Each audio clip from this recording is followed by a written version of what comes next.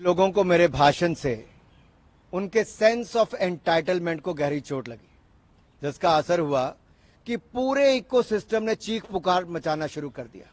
इन्हें लगता है कि सवाल पूछने का हक सिर्फ इन्हें है, क्योंकि ये प्रिविलेज है। ये वही लोग हैं जिनके पूर्वज पिछड़ों को, दलितों को, वंचितों को बुद्धू कहा करते थे। जो दूसरों को बुद्धू कहा करते थे, आज उन्हीं के घर में बुद्धुओं की भरमार है।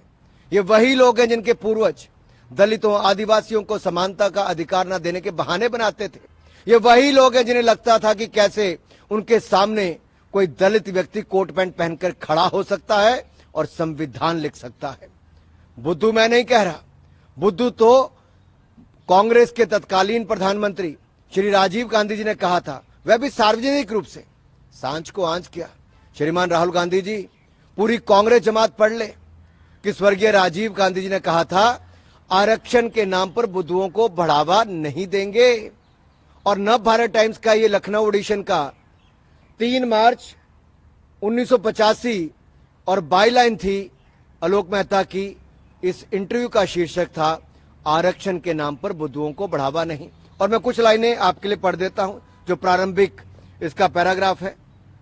प्रधानमंत्री श्री राजीव गांधी की मान्यता है कि संविधान बनाते समय पिछड़ा वर्ग के लिए आरक्षण की जो व्यवस्था की गई, पिछले वर्षों के दौरान उसका बहुत राजनीतिकरण हो गया।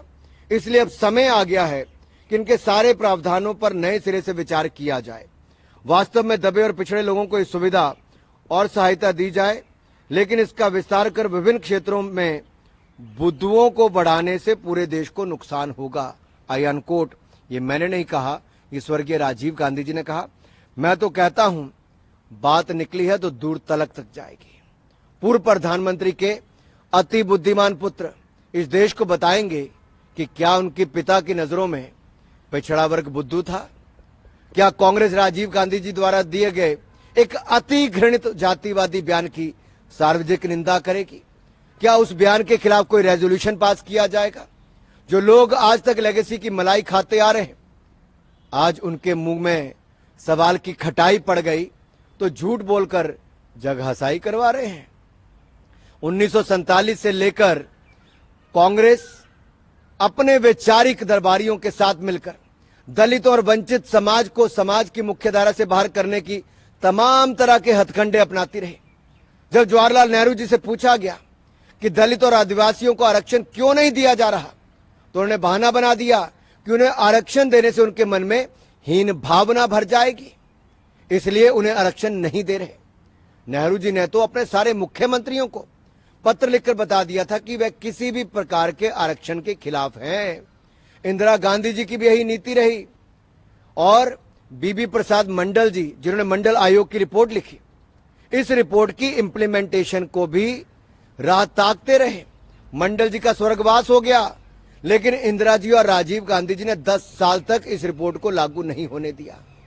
राजीव गांधी जी तो खुलेआम मंडल आयोग के रिपोर्ट को लागू करने का विरोध करते रहे।